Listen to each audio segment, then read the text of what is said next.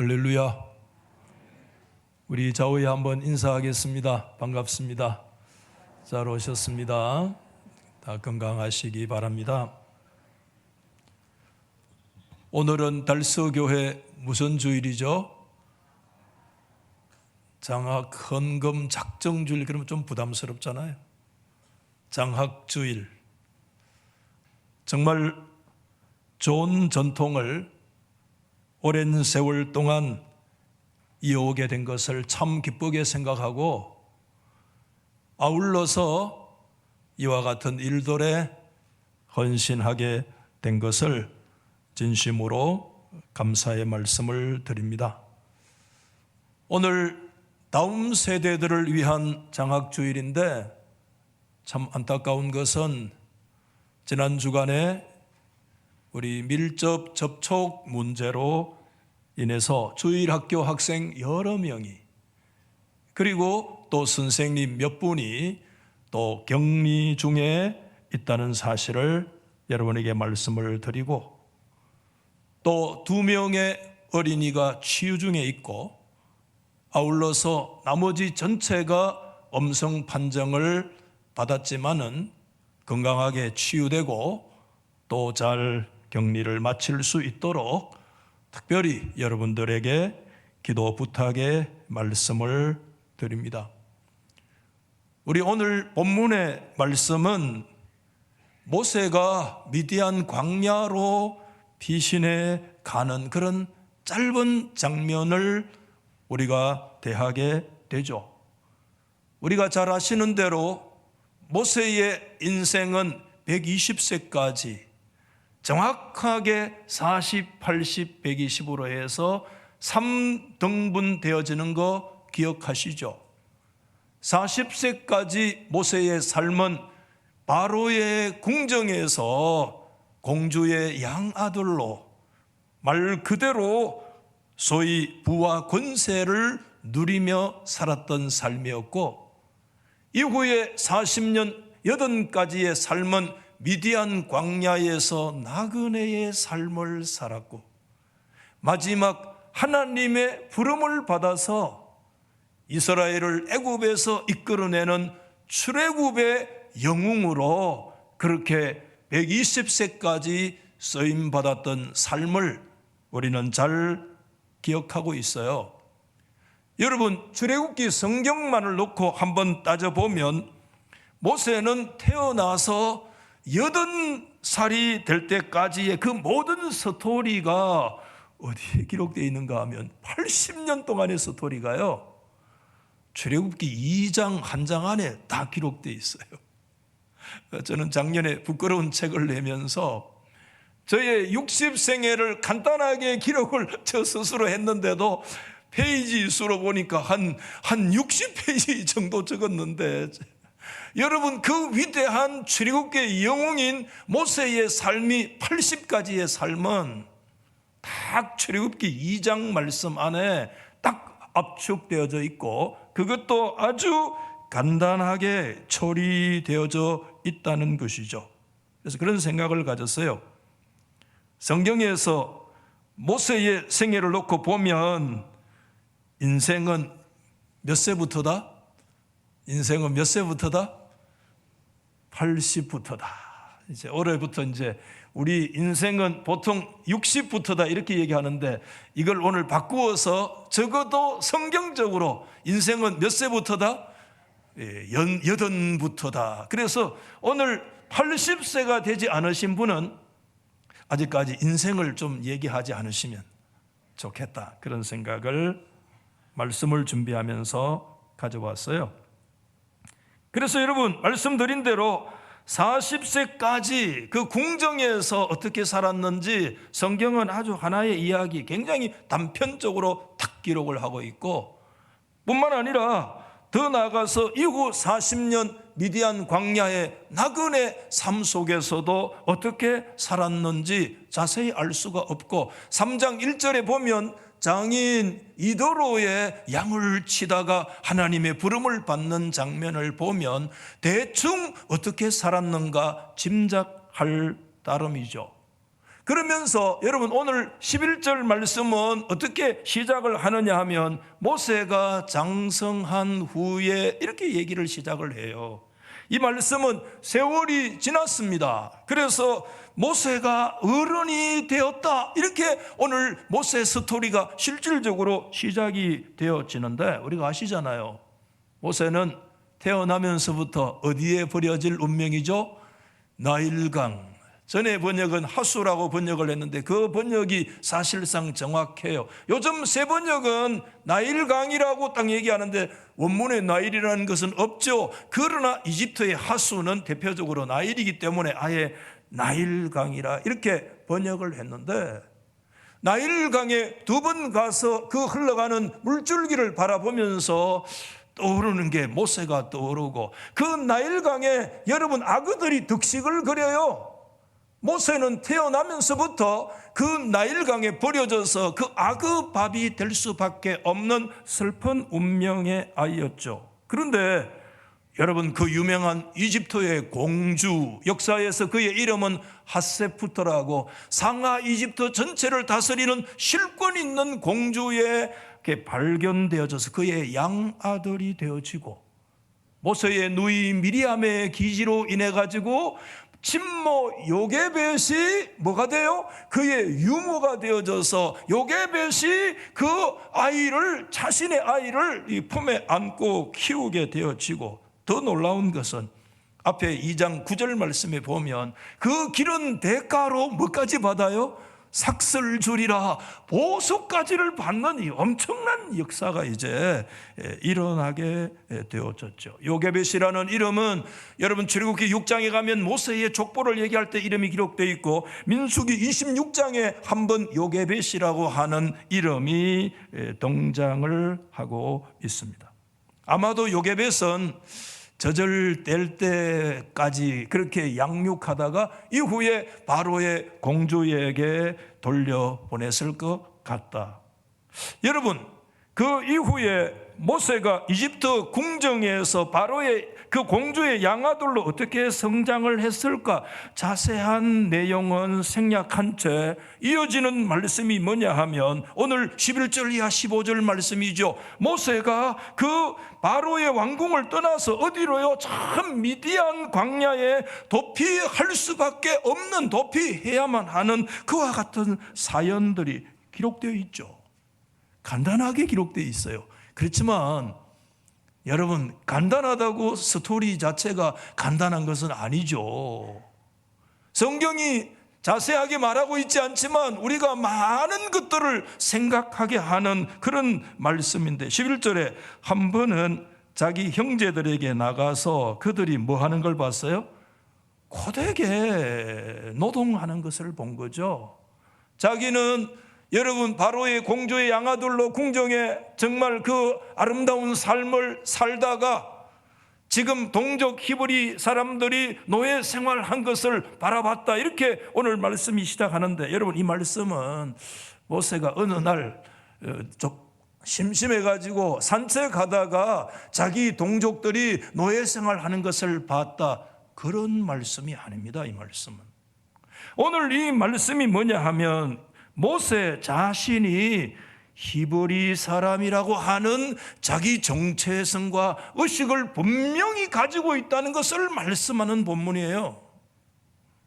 그는 왕족의 한 일원으로서의 삶을 살고 있었지만, 그러나 분명한 것은 왕궁에 살아도 그 왕궁의 일원으로 자기의 소속이 그곳에 있지 아니하다는 것을 늘 마음속에 품은 채 살았다라고 하는 하나의 방정이다, 이렇게 말씀할 수 있겠죠.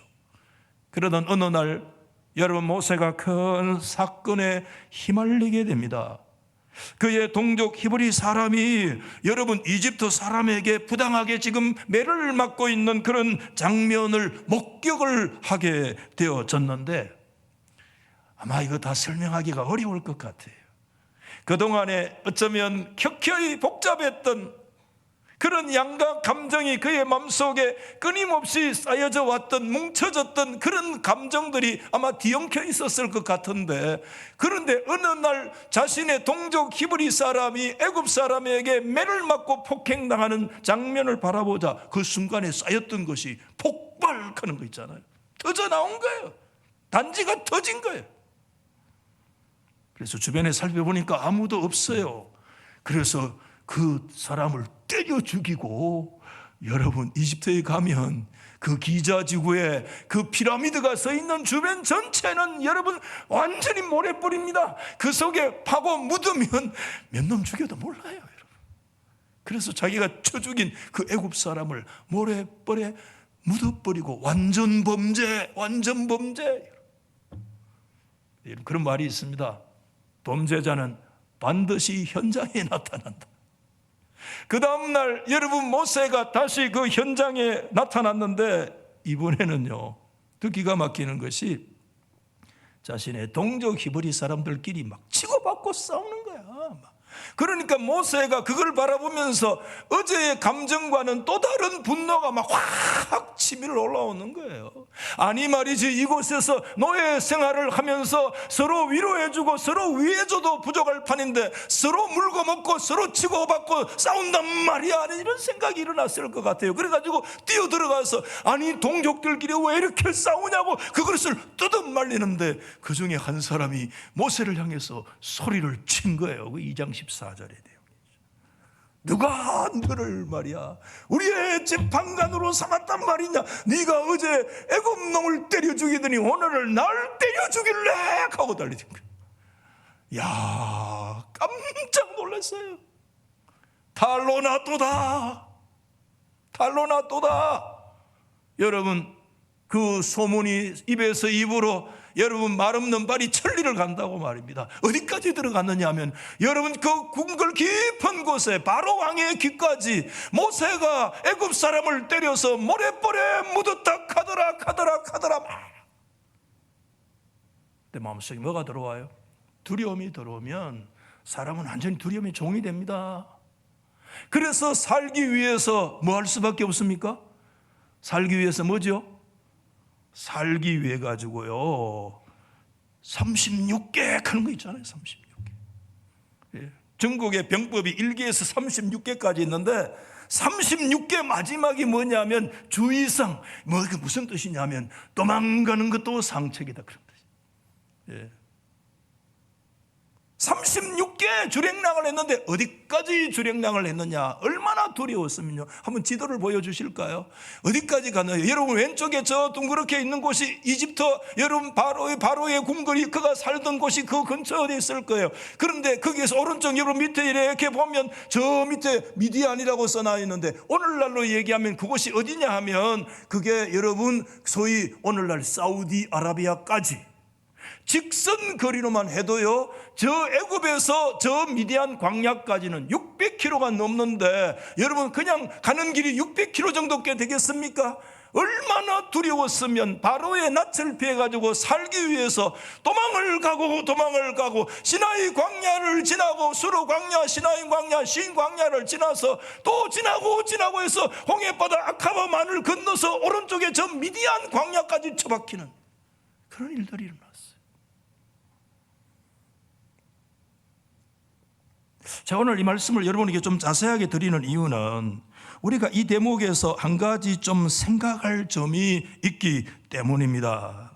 이런 질문이 생기죠. 왜 모세는 왕궁에서 안락하고 누리고 그런 걸 만족하지 못하고 왜 자신의 히브리 동족에 대한 그런 미련을 버리지 못하고 그 미련을 두고 끌려다니다가 결국 모든 것을 다 잃어버리고요 어디까지? 미디안, 사우디까지 도망을 가지 않으면 안 되는 그런 신세가 되고 말았을까?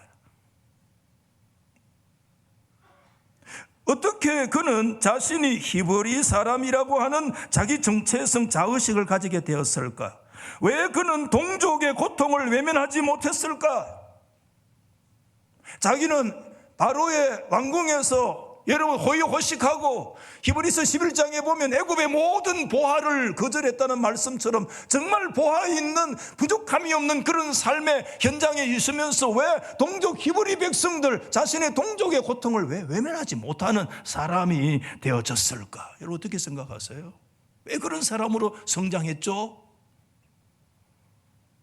주석가들의 내용을 좀 도움을 받아보면 부부라든지 차일저라든지 이런 주석을 보면 여러분 여기에 동족이라든지 형제라는 이런 단어가 반복적으로 사용되어지는 것이 뭘 말하느냐? 모세의 행동이 민족적인 감정에서 나온 것을 말해준다, 이렇게 해석을 하고 있죠. 그렇다면 아주 모세는 이런 시기부터 그 마음속에 자신이 히브리 사람이라고 하는 정체성이 깊이 뿌리 내렸고 자라면서 그게 점점 더 성장해 갔다라고 하는 것을 우리 가운데 보여주고 있습니다. 여러분 다시 한번 질문하면 어떻게 그것이 가능하게 되었을까요? 물론 근본적인 원인은 하나님께 있어요. 하나님은 출애굽을 위해서 모세를 선택하셨다는 거 우리가 잘 알고 있죠. 거기에 맞는 사람으로 하나님은 그런 환경과 여건으로 이끌어 가셨던 하나님의 섭리, 그거 분명한 사실이죠. 그러나 하나님의 섭리는 허공에서 진공 상태에서 이루어지는 거 아니잖아요. 실제의 삶의 과정이 있잖아요. 그 실질적 삶의 과정에서 가장 중요한 역할, 가장 중요한 창구의 역할이 된 한 사람이 있습니다. 그 사람이 누구냐 하면 저는 요게벳이다, 그의 친모, 그렇게 생각하게 되어지죠. 물론 저절된 이후에 모세와 요게벳 사이의 관계에 대해서 이렇다는 그런 기록은 없습니다만 이럴 때 우리가 좀 합리적 추론이 좀 필요할 수도 있죠. 만약에 여러분 모세가 공주에게 그 넘겨진 다음에 완전히 외부 세계하고 단절된 그런 삶을 살았다고 한다면 모세의 심령 속에 자신이 히브리 백성이라는 그런 자기 정체성을 가질 수 있었을까요? 불가능하죠. 그래서 아마 어떤 방식으로든지 어머니 요게벳과 계속 소통을 했을 것이고 요게벳이 그에게 히브리 사람으로서의 정체성을 심어주었다라고 하는 것은 분명하죠. 그래서 조나단 커스 주석에 보니까 이렇게 돼 있어요. 모세는 자라는 동안에 그의 생모를 만날 수 있도록 허락을 받았기 때문에 그가 히브리 사람으로서의 자신의 뿌리에 대한 의식 안에서 자라날 수 있었다. 이 주석에 동의를 하게 되어져요. 다시 말하면 형식적으로 모세는 공주의 아들로 성장되어졌지만 실질적으로 모세는 요게벳의 아들이었습니다. 법적으로 모세는 바로의 공주의 아들이었고 이집트 왕실의 한 일원이었지만 그러나 영적으로 모세는 히브리 백성이었습니다. 여러분, 그 요게벳이 품에 안고 모세를 양육할 때 그를 향하신 하나님의 그 위대한 구원의 계획을 알 리가 있었겠습니까? 전혀 이해할 수가 없었지만은 그럼에도 그 요게벳은 모세가 하나님의 그 위대한 구원의 계획에 적합한 인물이 되도록 양육했으면은 틀림이 없는 것 같아요. 저는 오늘 말씀의 제목을 이렇게 정했어요. 좀 고민을 하다가 품에서 자란다. 어디에서 자란다고요? 품에서 자란다. 너무 당연한 얘기 같죠? 오늘 여러분 제가 말씀을 드리는 이 품이라고 하는 것은 사실 1차 품을 뭘 말씀하고 있는가 하면 그 누구의 품이죠? 모세의 생애를 놓고 본다면 그는 요게벳의 품이죠. 여러분, 신앙의 어머니의 품은 위대한 창조의 공간이라고 생각되어져요. 어머니의 품에서는 위대한 하나님의 역사가 이루어지는 영적인 공간이 되는 것입니다. 제 어머니에 대한 얘기를 자주 했기 때문에 이 설교를 통해서 다시 어머니가 생각이 났어요. 어머니의 소생이 10명이었어요. 한 명은 태어나자마자 죽었는지 잘 모르겠고 9명은 적어도 조금씩은 살았는데 9명의 소생 중에 어머니 돌아가실 때까지 어쨌든 어머니와 함께 한 번도 떨어져 산 적이 없었던 유일한 자식이 저예요. 그래서 제가 부산에 부목사로 있다가 1993년도에 4월 말에 그래서 5월 달부터 본격적으로 이제 담임 목회를 시작을 했는데 그리고 나서 94년 딱 1년 만인 5월 11일에 하나님의 부름을 이제 받으시는 그런 역사를 있었는데 제가 오늘 이 설교를 준비하면서 느낀 것이 있어요. 자세하게 말씀을 못 드리지만 부족하지만 이 박창식 목사라는 인간은 일자무식인 우리 어머니의 품에서 내가 태어났구나 그런 생각을 가졌어요. 어머니의 기도와 눈물 속에서 내가 지어진 존재이구나 하는 것을 이번 설교 안에서 다시 생각하게 됐어요. 그 어머니는 육신의 몸만 낳으신 게 아니었어요. 이번에 다시 생각해 보니까 어머니는 저에게 세상을 지어주시고 세상을 낳으신 그런 존재라는 사실을 다시 깨닫게 되어졌어요. 히브리 사람들의 여러분 교육 방식은 단순합니다. 그게 여러분 신명기 6장에 그 유명한 들으라 쉐마라고 하는 쉐마 이스라엘 아니에요? 여러분 신명기서 6장 7절 말씀에 그런 얘기 있잖아요. 자녀들에게 부지런히 가르쳐야 되는데 집에 앉았을 때, 길을 갈 때든 누워있을 때, 일어날 때든 언제든지 말씀을 강론해라. 이 말씀이 뭐냐면은 말씀을 주입하고 말씀을 강제로 하고 이래라 저래라 그걸 말하는 게 아닙니다. 히브리인들의 쉐마라고 하는 것은 뭘 얘기하느냐, 들으라 이걸 뭘 얘기하느냐 하면 히브리 백성들은 그 아이가 태어나서 어머니의 품에 안는 그 순간부터 뭔 얘기를 하느냐 하면 조상들의 이야기를 합니다. 조상들의 스토리를 얘기합니다. 여러분 스토리는 이야기의 힘은 강력합니다. 단순한 이야기가 아니죠. 그 조상들의 이야기는 아브라함의 이야기로 끝나는 것이 아니죠. 하나님의 구원의 이야기죠. 하나님의 구원의 이야기는 더 강력한 힘이 있는 거예요. 그 조상들의 스토리를 품에서부터 듣고 들으면서 뭐가 생기느냐 하면 내가 누구냐? 나는 언약 백성이구나. 나는 히브리 백성이구나. 나는 하나님의 백성이구나. 내가 해야 될 일이 무엇이구나. 내가 이 히브리 백성에게 내가 뭘 빚진 것이 있구나 하는 것을 생각하게 돼요. 위대한 교육이에요. 스토리텔링에 대한 교육이에요. 여러분, 그러기에 모세는요 그 이야기를 들으면서 성장했을 거예요. 그렇기 때문에 그 왕궁에서 살아도요 그 왕궁의 호사스러운데 자신의 마음을 다 빼앗기거나 그 왕궁의 삶에 빠질 수가 없어요. 왜?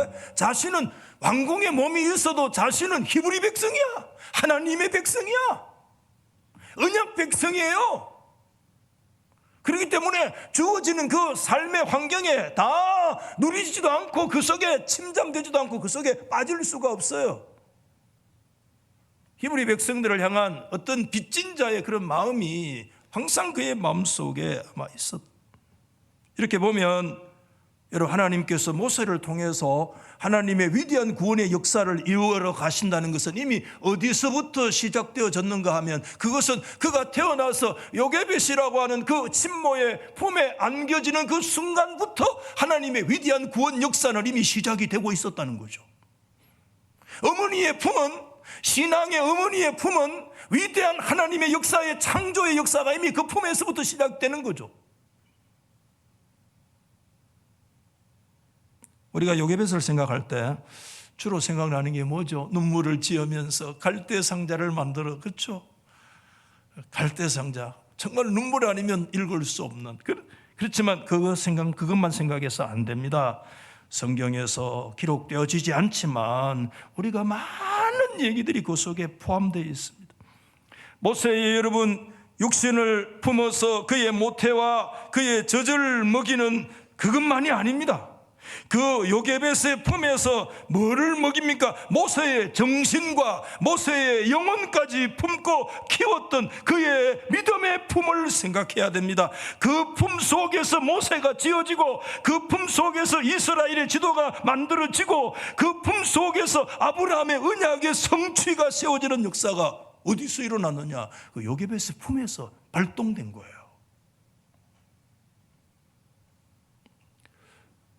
오늘날 한국 교회가요, 하나님 앞에 깊이 회개해야 될 영역이 있어요. 우리 성도들이 깊이 하나님 앞에 회개해야 될 부분들이 있어요. 물론 통계상으로 보면 교회가 환난과 역경이 오고 어려울 때 그래도 지금 한국 교회를 그래도 대다수 지키고 끝까지 교회를 붙들고 가는 사람이 누구냐 하면 통계상 대다수 7할이 누구냐 하면 모태신앙이에요. 모태신앙. 어릴 때부터 그래도 주워 먹은 사람이 그래도 지금 어려울 때 교회를 지킨다는 거예요. 이거 굉장히 중요한 거예요. 주일학교 때부터 하나님의 말씀을 듣고 배우고 먹은 인생이 지금 어려울 때 그래도 힘들어도 교회를 지키고 있는 거예요.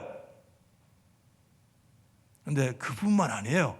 어느 한 영역이 깊이 우리 가운데 무너진 영역이 있다고 생각되어져요. 그게 뭐냐 하면 하나님께서 우리에게 생명들 주셔서 품에 안고 거의 20년 이상을 우리가 양육하잖아요. 어릴 때 그들에게 젖을 먹이고 온갖 좋은 밥을 먹이고 때로는 많은 재정을 투자해서 그들을 키워낼 때 하나님이 주신 그 절대적 기간 속에서 우리는 그들에게 밥을 먹이고 젖을 먹이고 돈을 투자하고 때로는 이런저런 비전들을 심어주기는 하지만 정작 그들 가운데 뭐를 심어주지 못했느냐? 하나님의 자녀라고 하는 영적인 DNA를 심어주지 못해서 무너진 이 한쪽 영역에 대해서 한국교회와 우리 오늘 성도들이 깊이 회개해야 돼. 이 범교회적으로 하나님 앞에 회개해야 될 그런 영역이에요.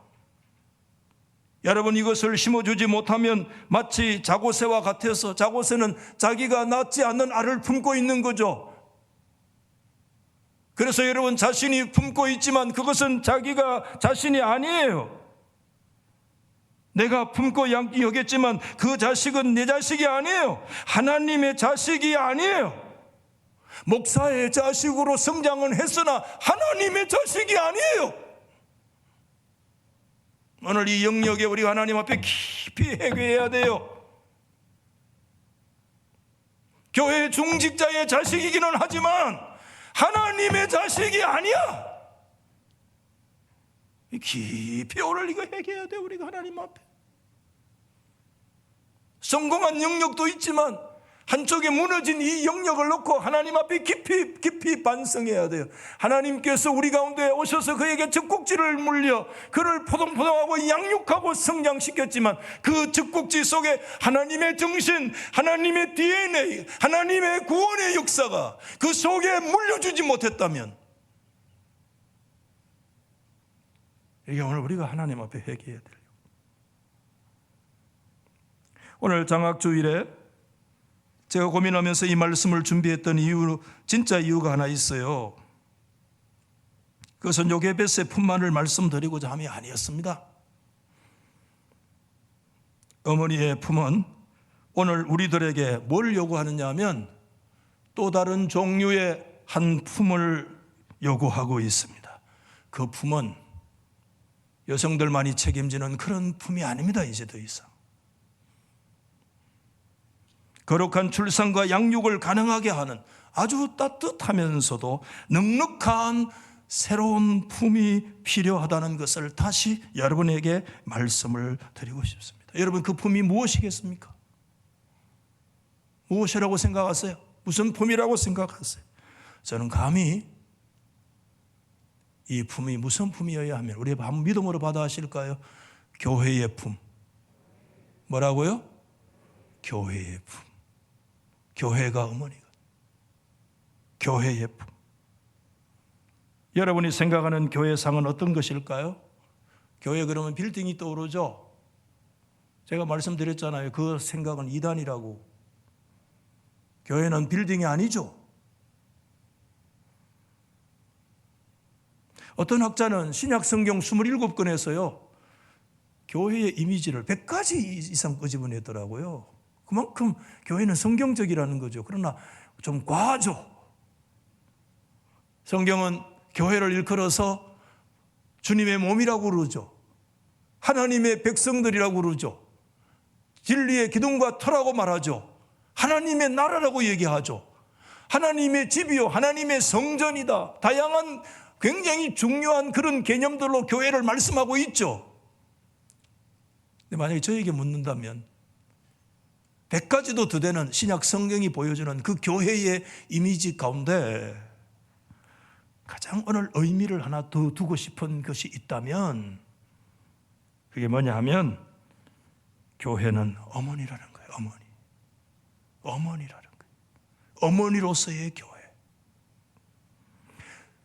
여러분, 교회는 어머니라는 이 사상은 고대로부터 교회가 계속해서 고백해 오던 사상입니다.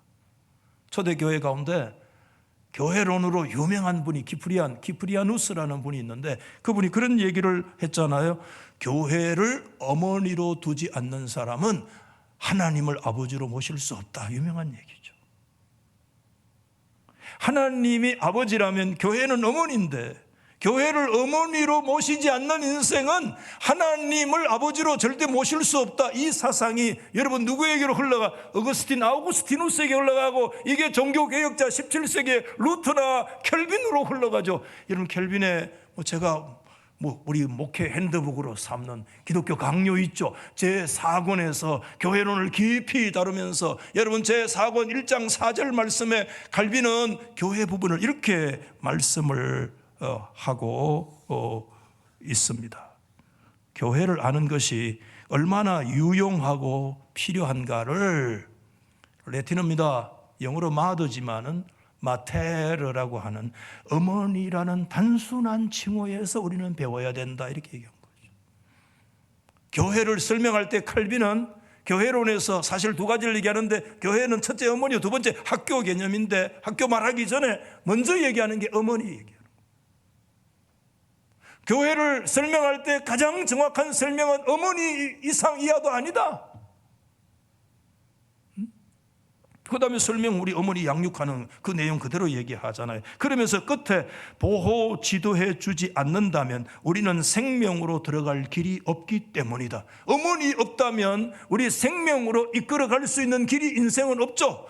저는 시골에서 자랐기 때문에 염소 새끼 나는 걸 많이 봤어요. 흰 보에 탁 새끼가 딱 태어납니다. 그러면 그 보가 툭 터지면서 그 보에 있는 걸 어미가 막 핥아 먹고 그러면서 새끼를 핥아요.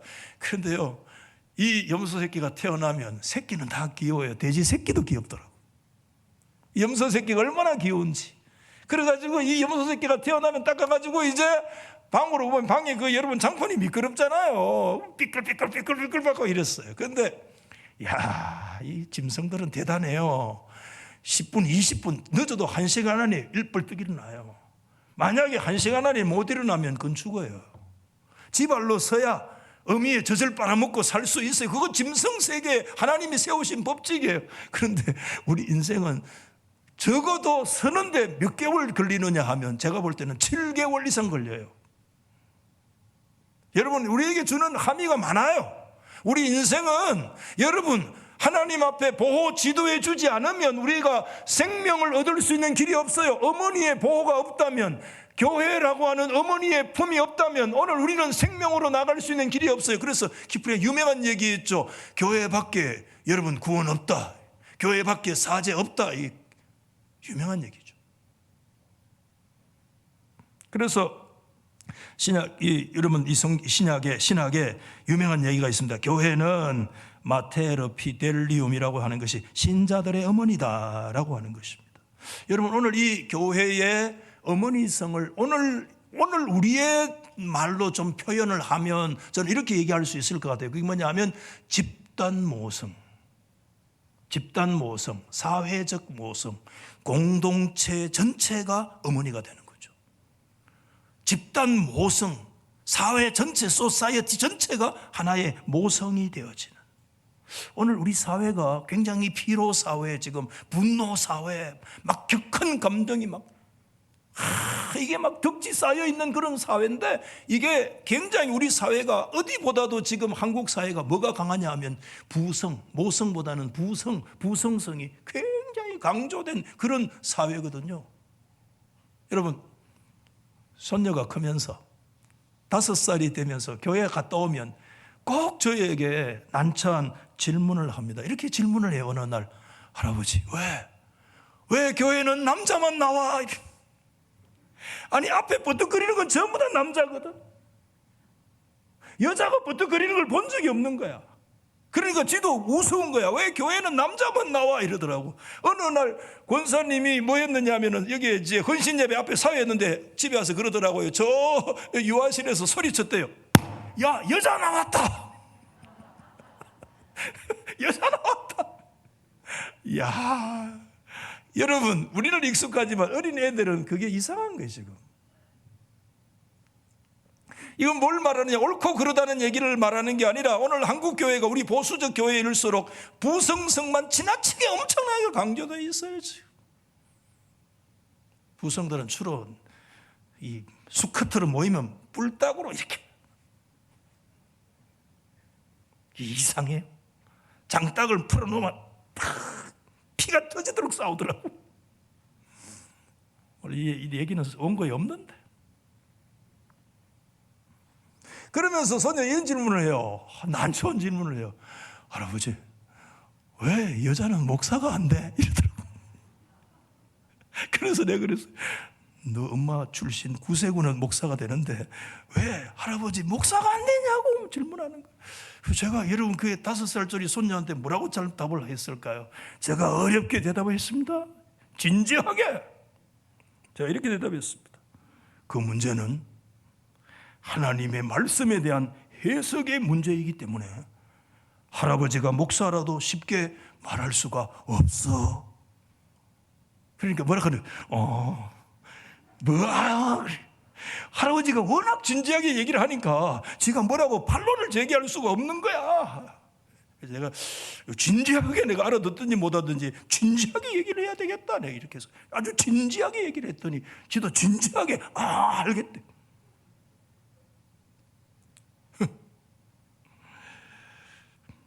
여러분, 이 세상에서요, 저와 여러분을 있는 모습 그대로 반겨주고 받아줄 수 있는 분 누구밖에 없습니까?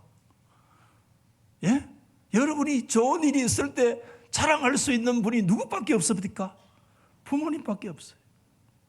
어머니 돌아가시고 장모님이 그래도 살아계실 때, 그래도 여러분 가정에 기쁘고 즐거운 일들이 있잖아요. 살다 보면요, 누구한테 막 자랑하고 싶을 때도 있잖아요. 살다 보면.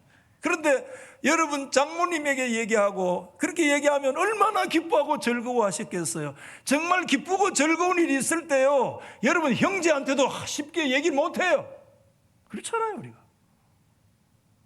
왜? 있는 모습을 그대로 해석하지 않고 배아파하지 않고 있는 모습을 그대로 기뻐하고 즐거워하고 견뎌주고 참아주고 수용할 수 있는 그런 분은 부모님 외에, 어머니 외에는 없어요. 장모님이 돌아가시니까 제일 아쉬운 점이 그런 거예요. 뭐 자랑할 것도 없지만 그래도 기쁠 때 뭔가를 얘기하면 장모님이 계시면 얼마나 좋았을까. 이번에 책을 만들더니 주변의 사람들이 처형과 처음 저희 아내 그러더라고요. 또 처제도 엄마가 살아 계셨으면 얼마나 좋아했을까. 다 이구동성으로 그런 얘기를 한 거예요. 그게 우리 마음이잖아요. 어머니 품이 그리운 거예요. 지금도 어머니이기 때문에 그 품은 다 용해가 되고 녹아져요. 여러분, 오늘날 교회 학교라고 하는 곳에 가보십시오. 성적 순서에도 경쟁의 사회입니다. 직장도 경쟁입니다. 언제 잘릴지 모릅니다. 심지어 가정도요, 생존 경쟁, 여러분 입시 경쟁에 여러분 내몰립니다. 오늘 가정에서도조차 여러분 있는 모습을 그대로 여러분 받아주고 참아주고 견뎌주고 기다려주고 이런 모성적인 그런 공동체가 오늘 이 세상에 어디 있을까요? 여러분, 저는 그렇게 되어지기를 소망하는데, 여러분 오늘 이럴 때 교회만이라도, 아멘, 교회만이라도 있는데 그대로 그 모습을 받아줄 수 있는 그런 교회, 모성적인 그런 공동체가 발현하는 마테르 피델리움, 신자들의 어머니가 되어지고. 여러분, 사도 바울은 갈라디아 교인들에게 편지하면서 교회가 어떠해야 되는지를 암시적으로 가르쳤어요. 그 유명한 갈라디아 4장 19절 말씀인데 한번 같이 마지막 읽어봅시다. 시작. 나의 자녀들아, 너희 속에 그리스도의 형상이 이루기까지 다시 너희를 뭐죠? 해산하는 수고를 하노라. 유명한 단어가 해산해. 여러분, 사도 바울이 이해를 다 하십니까? 그런데 사도 바울이 교회가 어떤 교회가 되어지느냐에 대해서 얘기를 할 때 사용되는 것이 모성성인데, 모성성일 때 가장 강력한 해산의 수고를 얘기하는 거예요.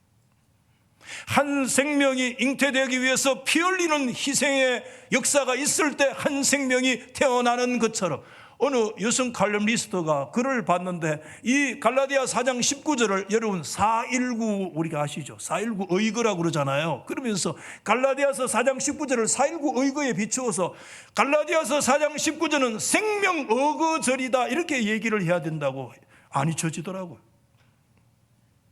419 의거만 알지 말고 갈라디아 4장 19절 생명 의거의 역사가 있다. 한 생명이 출생하고 거룩한 출생과 거룩한 믿음의 양육이 있으면 그 속에는 그 공동체 안에 뭐가 있어야 돼? 피 흘리는 해산의 수고와 그런 역사가 있을 때 일어난다는 거죠. 참 안 잊혀지더라고요. 생명 의거절.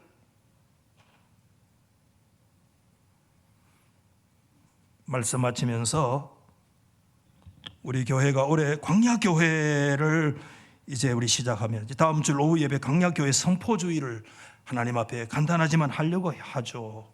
여러분, 광야교회에 가장 필요한 교회상이 뭐 같아요? 저는 어머니 상이라고 생각되어져요. 어머니 교회상. 이게 광야교회. 여러분, 광야교회는 두 가지입니다. 원망교회로 갈 것인가? 하나님을 신앙하는 길로 갈 것인가? 광야교회는 갈라져요.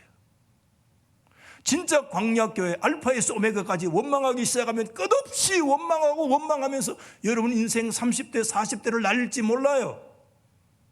여러분 2022년에도 그렇게 인생을 살아가시렵니까? 이 광야교회에서 머리바와 마사의 원망교회의 모습을 여러분 이루며 가시렵니까? 아니면 여러분 스스로가 누구를 향한 새로운 품이 되어지시는 품의 자리로 나아가시렵니까? 여러분 스스로가 품이 되시렵니까?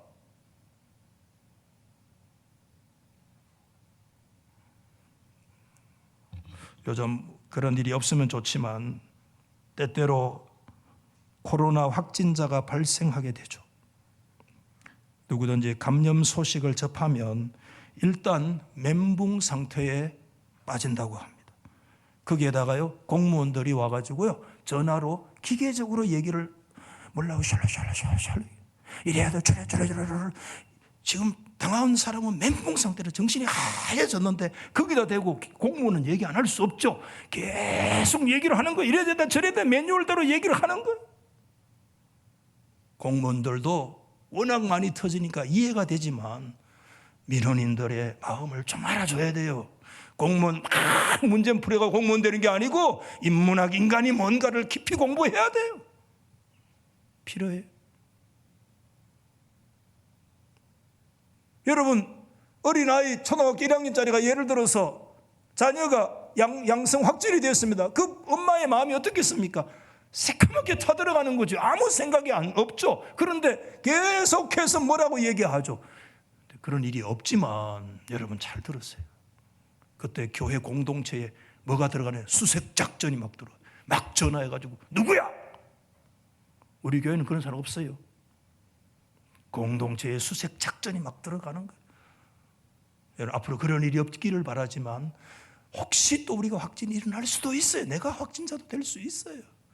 그것 때문에 공공의 적이 될 수 있나요? 그 아픔과 상처를 여러분 누가 어루만져 줄 수 있을까요?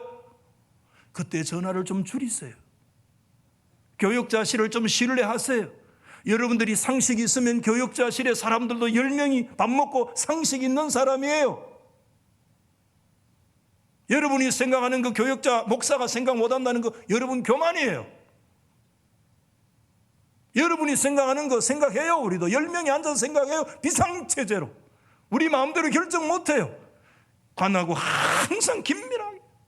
작년 연말에 한번 터져가지고 2명의 청년이 방역 조사관이 나왔어요. 공무원 이해가 돼. 20대 청년같이 정도 보이더라고요. 30살인지 모르겠어요. 여러분 들어왔어요. 사무실에 앉았어요. 저 얼굴도 쳐다보지도 않았어요. 이래 들어오더니 딱 앉아가지고 한 번도 쳐다보지 안 하고 볼펜 찍찍 막 돌리면서 계속 쳐다보지도 안 하고 계속 그래가지고 뭐 어쩌고 저쩌고 아이씨 교회가 또 생겼네. 여러분 미안하지만 내가 나가라 했어요. 내가 나가라 했어요. 그래서 저는 쫓아보내버렸어요.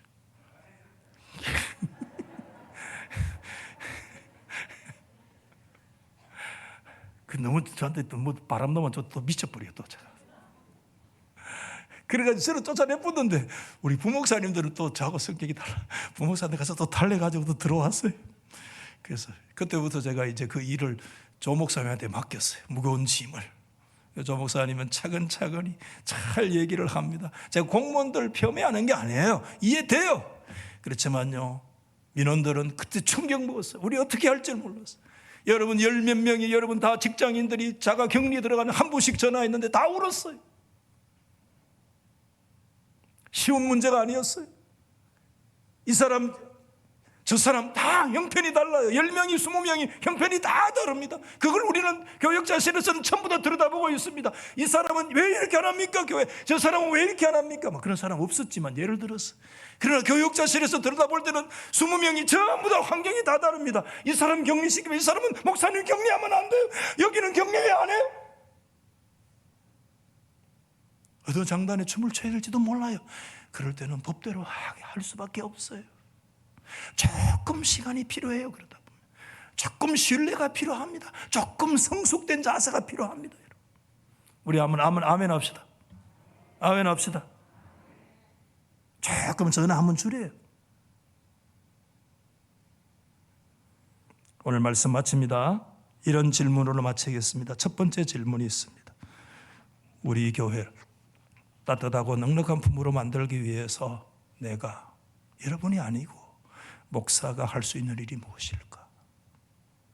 다시 생각해보게 된 거죠. 내가 할 수 있는 일이 뭘까?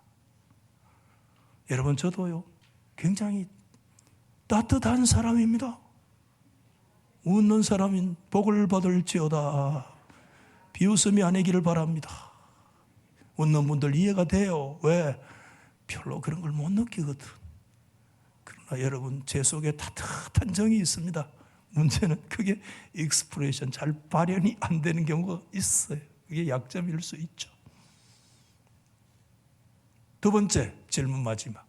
한번 같이 시작.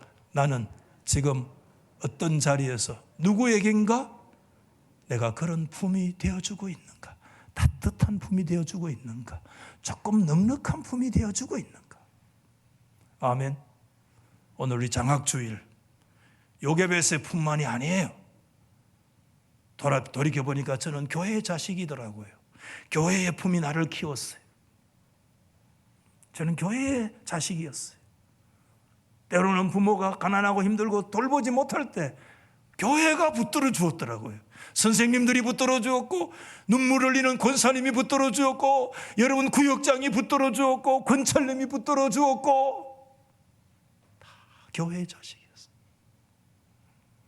오늘 장학주일에 우리 교회가 마테르 피델리움 우리 모든 성도들의 거룩한 어머니로서의 이 넉넉한 품의 교회, 이 오늘 장학주일에 이 장하게 하는 역사가요 우리 이 거룩하고 따뜻한 품을 만드는 한 거룩한 방편이 되어지는 역사가 있기를 예수 이름으로 축복합니다.